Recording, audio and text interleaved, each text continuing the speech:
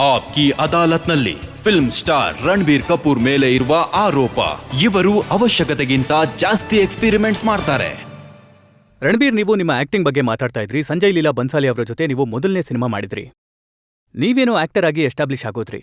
ಆದ್ರೆ ಸಂಜಯ್ ಲೀಲಾ ಬನ್ಸಾಲಿ ಅವರಿಗೆ ಬ್ಯಾಂಡ್ ಬಜಾಯಿಸ್ತು. ಈ ಫಿಲಮ್ ಓಡ್ಲಿಲ್ಲ ಅಂತ ಎಲ್ರಿಗೂ ಗೊತ್ತಿದೆ. ಆದ್ರೆ ಈ ಫಿಲಮ್ನ ನಾವೆಲ್ಲ ಸೇರಿ ತುಂಬಾ ಪ್ರೀತಿ ಮತ್ತೆ ಪರಿಶ್ರಮದಿಂದ ಮಾಡಿದ್ವಿ.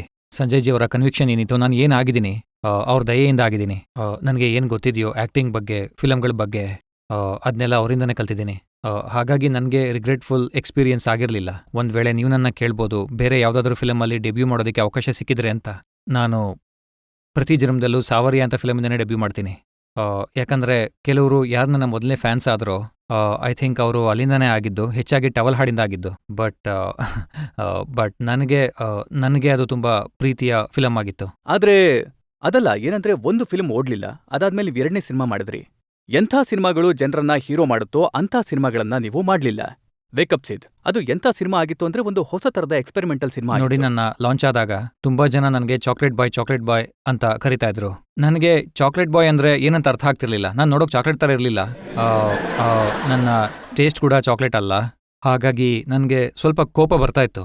ಅಂದ್ರೆ ಜನ ಹೇಳ್ತಾ ಇದ್ರು ಅದೇನೋ ಸಾರ್ಕ್ಯಾಸ್ಟಿಕ್ ಟೋನ್ನಲ್ಲಿ, ಇವನ್ ಚಾಕ್ಲೇಟ್ ಬಾಯ್ ಅಂತ. But I wanted to like get away. I want to not have a fixed image. I hope ಏನಂದ್ರೆ ಪ್ರತಿ ಫಿಲಮ್ ಜೊತೆ ಇದನ್ನ ಬ್ರೇಕ್ ಮಾಡಬೇಕು ಅನ್ಕೊಂಡಿದ್ದೀನಿ. ಆದ್ರೆ ಎಕ್ಸ್ಪೆರಿಮೆಂಟ್ ಮಾಡೋದಕ್ಕೆ ತುಂಬಾನೇ ಧೈರ್ಯ ಬೇಕಾಗುತ್ತೆ. ಧೈರ್ಯ ಅಂತೂ ಬೇಕು ಸರ್. ರಿಸ್ಕ್ ಅಂತೂ ಸ್ಪೈಡರ್ ಮ್ಯಾನು ತಗೋತಾನಲ್ವಾ. ವಿತೌಟ್ ರಿಸ್ಕ್ ಐ ಥಿಂಕ್ ಜೀವನದಲ್ಲಿ ಮಜಾನೇ ಇರಲ್ಲ. ನೀವೇನ್ ಮಾಡ್ತಾ ಇದೀರೋ ಅದು ತುಂಬಾನೇ ಫ್ಲಾಟ್ ಆಗೋಗುತ್ತೆ. ರಿಸ್ಕ್ ತಗೊಂಡ್ರೆ ಒಂದ್ ವೇಳೆ ಹಿಟ್ ಆಗುತ್ತಾ ಫ್ಲಾಪ್ ಆಗುತ್ತಾ ಅದು ನಮ್ ಕೈಲಿ ಇರೋದಿಲ್ಲ.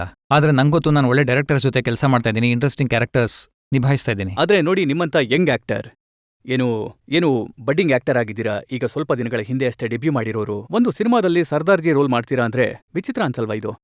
ಸರ್, ಇದೊಂದು ಇನ್ಸ್ಟಿಂಕ್ಟ್ ತರ ಡಿಸಿಷನ್ ಆಗಿತ್ತು. ನಂಗೆ ಯಾರಾದ್ರೂ ಬಂದ್ ನಂಗೆ ಫಿಲಮ್ ಕತೆ ಹೇಳಿದಾಗ ನಾನು ಅದ್ರ ಬಗ್ಗೆ ಜಾಸ್ತಿ ಯೋಚನೆ ಮಾಡಲ್ಲ. ಈಗ ನಾನು ಕಾಮಿಡಿ ಮಾಡಿದ್ದೀನಿ, ಹಾಗಾಗಿ ಆಕ್ಷನ್ ಮಾಡಬೇಕು, ಅಥವಾ ನಂಗೆ ಇದರಿಂದ ಇನ್ನೂ ಫ್ಯಾನ್ಸ್ ಜಾಸ್ತಿ ಆಗ್ತಾರೆ, ನಾನು ಮಾಸಿ ಫಿಲ್ಮ್ ಮಾಡಬೇಕು ಅಂತೆಲ್ಲ. ಒಂದ್ ವೇಳೆ ನಂಗೆ ಏನಾದ್ರೂ ಇಷ್ಟ ಆದ್ರೆ, ನನಗೆ ನನ್ನ ಮನ್ಸು ಮಾಡು ಅಂತ ಹೇಳಿದ್ರೆ, ಆಗ ನಾನು ಅದನ್ನ ಮಾಡ್ತೀನಿ. ನಿರ್ಧಾರ ಹೇಗ್ ಮಾಡ್ತೀರಾ ನೀವು? ಸ್ವತಃ ನಿರ್ಧಾರ ಖಂಡಿತ. ಮಾಡ್ತೀರಾ ಅಥವಾ ನಿಮ್ಮ ಪೇರೆಂಟ್ಸ್ ಜೊತೆ ಕೂತು ನಿರ್ಧಾರ ಮಾಡ್ತೀರಾ? ಇಲ್ಲ ಸರ್, ಇಲ್ಲಿವರೆಗೂ ನಾನು ಏನು ಫಿಲಮ್ಗಳಿಗೆ ಸೈನ್ ಮಾಡಿದ್ದೀನೋ ಅದೆಲ್ಲ ಕೂಡ ನಾನೇ ಸ್ವತಃ ಡಿಸೈಡ್ ಮಾಡಿದ್ದು. ಪೇರೆಂಟ್ಸ್ ಇಂಟರ್ಫಿಯರ್ ಆಗಿಲ್ಲ. ಒಂದ್ ವೇಳೆ ನಂಗೆ ಏನಾದ್ರೂ ಸ್ವಲ್ಪ ಕನ್ಫ್ಯೂಷನ್ ಇದ್ರೆ ನಾನು ಅವ್ರ ಹತ್ರ ಹೋಗ್ಬೋದು. ಆದ್ರೆ ಇಲ್ಲಿವರೆಗೂ ಯಾವುದೇ ರೀತಿ ಕನ್ಫ್ಯೂಷನ್ ಆಗಿಲ್ಲ. ಏನು ರಾಜನೀತಿಯಲ್ಲಿ ನಿಮ್ಮ ರೋಲ್ ಇತ್ತು, ನನಗೆ ನೆನಪಿದೆ, ಸಾಕಷ್ಟು ಮೆಚ್ಯೂರ್ ರೋಲ್ ಆಗಿತ್ತು ಅದು. ಅದಕ್ಕೋಸ್ಕರ ವಿಶೇಷ ತಯಾರಿ ಮಾಡ್ಕೋಬೇಕಿತ್ತ? ನೋಡಿ, ಪ್ರಕಾಶ್ ಜಿ ಅವರು ಹೇಗಂತ ನಿಮ್ಗೂ ಗೊತ್ತು. ಅವ್ರಿಗೆ ತುಂಬಾ ನಾಲೆಡ್ಜ್ ಇದೆ, ತುಂಬಾ ತಿಳುವಳಿಕೆ ಇದೆ ಪ್ರಪಂಚದ ಬಗ್ಗೆ ಎಲ್ಲ, ಪಾಲಿಟಿಕ್ಸ್ ಪ್ರಪಂಚದ ಬಗ್ಗೆ, ಫಿಲಂ ಪ್ರಪಂಚದ ಬಗ್ಗೆ.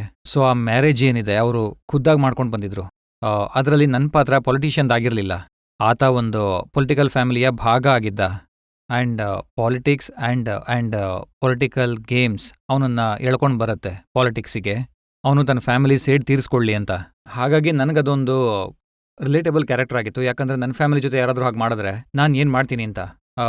ಹಾಗಾಗಿ ತಯಾರಿಂತೂ ಎಲ್ಲ ಫಿಲಮ್ಗಳಿಗೂ ಬೇಕಾಗತ್ತೆ. ಆದರೆ ಐ ಹ್ಯಾವ್ ಬೀನ್ ಫಾರ್ಚುನೇಟ್ ಏನಂದ್ರೆ ಅಂಥ ಒಳ್ಳೆ ನಿರ್ದೇಶಕರ ಜೊತೆ ಕೆಲಸ ಮಾಡಿದೆ ನಾನು. ಪ್ರಕಾಶ್ ಜಿ ಅವರಿದ್ದಾರಲ್ಲ, ಅವರೆಲ್ಲ ನಂಗೆ ತುಂಬಾನೇ ಸಹಾಯ ಮಾಡಿದ್ರು ಸರ್. ಸರಿ, ನೀವೊಂದು ವಿಷಯದ ಬಗ್ಗೆ ನಿಜ ಹೇಳಿ ನನಗೆ. ಹೇಳಿ. ಯಾವಾಗ ಯಾವ್ದಾದ್ರೂ ಫಿಲ್ಮ್ ಫ್ಲಾಪ್ ಆಗೋಗುತ್ತೋ, ಉದಾಹರಣೆಗೆ ಅಂಜಾನಿ, ನೀವು ತುಂಬಾ ಕಷ್ಟಪಟ್ಟಿದ್ರಿ, ದೊಡ್ಡ ಫಿಲ್ಮ್ ಮಾಡಿದ್ರಿ, ಆದ್ರೆ ಫಿಲ್ಮ್ ಓಡ್ಲಿಲ್ಲ, ಮತ್ತೆ ನಾನ್ ಕೇಳ್ಪಟ್ಟೆ ನೀವು ಅಳ್ತೀರಾ ಅಂತ. ಇಲ್ಲ ಸರ್, ತುಂಬಾನೇ ಎಮೋಷನಲ್ ನೀವು. ಇಲ್ಲ ಸರ್, ನಾನು ಸ್ವಲ್ಪ ಡಿಟ್ಯಾಚ್ಡ್ ಅಂತ ಹೇಳ್ಬೋದು.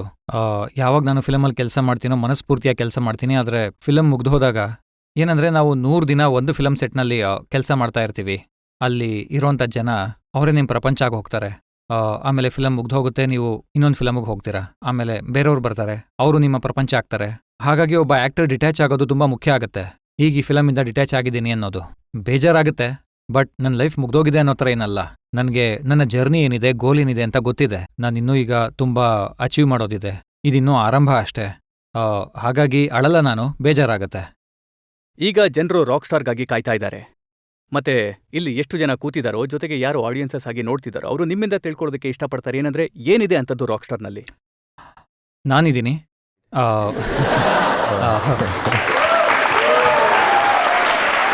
ನೋಡಿ ಸರ್, ರಾಕ್ ಸ್ಟಾರ್ನ ಕಥೆ ಏನಿದೆ, ಅದು ಯಾವ ಪಾತ್ರನ ನಿಭಾಯಿಸ್ತಾ ಇದೀನೋ ಅವನ ಹೆಸರು ಜನಾರ್ದನ್ ಝಾಕಡ್. ಅವನೊಬ್ಬ ಜಾಟ್ ಬಾಯ್, ದಿಲ್ಲಿನ ಪ್ರೀತಮ್ ನಗರದಲ್ಲಿ ಇರ್ತಾನೆ. ಅವನಿಗೆ ರಾಕ್ ಸ್ಟಾರ್ ಆಗ್ಬೇಕಿರತ್ತೆ. ಅವನು ಜಿಮ್ ಮಾರಿಸನ್ ಫೋಟೋ ಹಾಕೊಂಡಿರ್ತಾನೆ, ಆದ್ರೆ ಅವ್ನಿಗೇನು ಗೊತ್ತಿರಲ್ಲ. ಅವ್ನು ಗಿಟಾರ್ ಎಲ್ಲ ಬಾರಿಸ್ತಾನೆ, ಸ್ವಲ್ಪ ಹಾಡು ಕೂಡ ಹಾಡ್ತಾನೆ. ಆದ್ರೆ ಸ್ವಲ್ಪ ಪರದಾಟದಲ್ಲಿರ್ತಾನೆ, ಯಾಕಂದ್ರೆ ಅವನಿಗೆ ಗೊತ್ತಿಲ್ಲ ಅವನು ಒಳ್ಳೆಯವನಾಗೋದು ಹೇಗೆ ಅಂತ.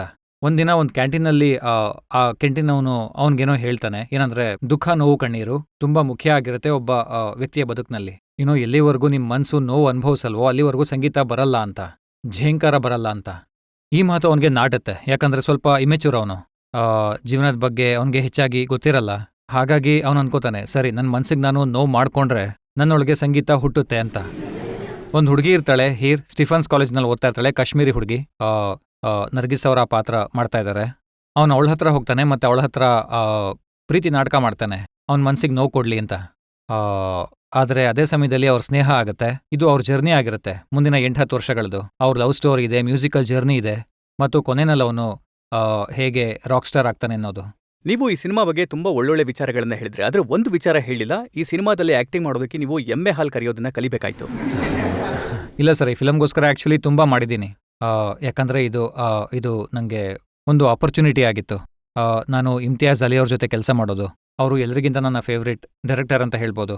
ಅವ್ರು ನನಗೆ ಯಾವ ಪಾತ್ರ ಆಫರ್ ಮಾಡಿದ್ರು, ಯಾವ ಫಿಲಮ್ ನನಗೆ ಆಫರ್ ಮಾಡಿದ್ರು, ಇದು once in a lifetime kind of role ಅಂತ ಹೇಳ್ಬೋದು. ಹಾಗಾಗಿ ನಾನು ಅನ್ಕೊಳ್ತಾ ಇದ್ದೆ, ಈ ಪಾತ್ರ ಏನಿದೆ ಒಬ್ಬ ಸಿಂಗರ್ದು, ಅವ್ನು ಗಿಟಾರ್ ನುಡಿಸ್ತಾನೆ. ಹಾಗಾಗಿ ವಿಷಯ ಏನಂದ್ರೆ, ಸಹಜವಾಗಿ ಆಡಿಯನ್ಸ್ ಬಂದು ನನ್ನ ನೋಡಿದಾಗ, ಅದು ಗಿಟಾರ್ ಜೊತೆ ನೋಡಿದಾಗ, ಅವ್ರಿಗೆ ಅನ್ಸ್ಬಾರ್ದು ಇವ್ನು ಯಾರೋ ಮೂರ್ಖಂತರ ಗಿಟಾರ್ ಹಿಡ್ಕೊಂಡಿದ್ದಾನೆ, ಏನೂ ಗೊತ್ತಿಲ್ಲ ಇವನಿಗೆ ಅಂತ. ರಾಕ್ ಸ್ಟಾರ್ ಕ್ಯಾರೆಕ್ಟರ್ ಅದು. ಹಾಗಾಗಿ ಗಿಟಾರ್ ಕಲಿಯೋದು ತುಂಬಾನೇ ಮುಖ್ಯ ಆಗಿತ್ತು. ಹಾಗೆ ನನಗೆ ಒಂದು ಒಳ್ಳೆ ಅವಕಾಶ ಸಿಕ್ತು. ರೆಹಮಾನ್ ಸಾಬ್ ಅವರ ರೆಕಾರ್ಡಿಂಗ್ಸ್ಗೆ ಹೋಗಿದ್ದೆ ನಾನು.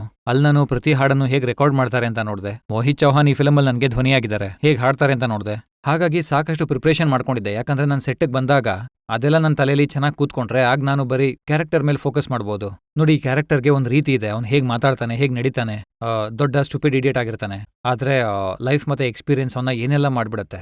ಹಾಗಾಗಿ ಈ ಫಿಲಮಲ್ಲಿ ಕೆಲಸ ಮಾಡೋದು ಒಳ್ಳೆ ಎಕ್ಸ್ಪೀರಿಯನ್ಸ್ ಆಗಿತ್ತು. ನನ್ನ ಪ್ರಶ್ನೆ ಏನಂದ್ರೆ, ತುಂಬಾ ಯೂನಿಕ್ ಎಕ್ಸ್ಪೀರಿಯನ್ಸ್ ಏನಾಗಿತ್ತು? ಆಸ್ ಸರೌಂಡಿಂಗ್ ನಿಮ್ಗೆಲ್ಲ ಅದೇ ಪ್ರೊವೈಡ್ ಮಾಡಿರ್ಬೋದು ಅಲ್ವಾ? ಲೈಕ್ ಜಾಟ್ ನಾನು ಫ್ಯಾಮಿಲಿ. ಆಗ್ಲೇ ಹೇಳ್ದಾಗೆ ಪೂರ್ತಿ ಫಿಲಮ್ನ ಎಕ್ಸ್ಪೀರಿಯನ್ಸ್ ಏನಿತ್ತು, ಆ ಪಾತ್ರ ಏನಿತ್ತು, ಜನಾರ್ದನ್ ಜಾಕಡ್ದು ಅವ್ನ್ ಲೈಫ್ ಬದುಕೋದ್ರಲ್ಲಿ.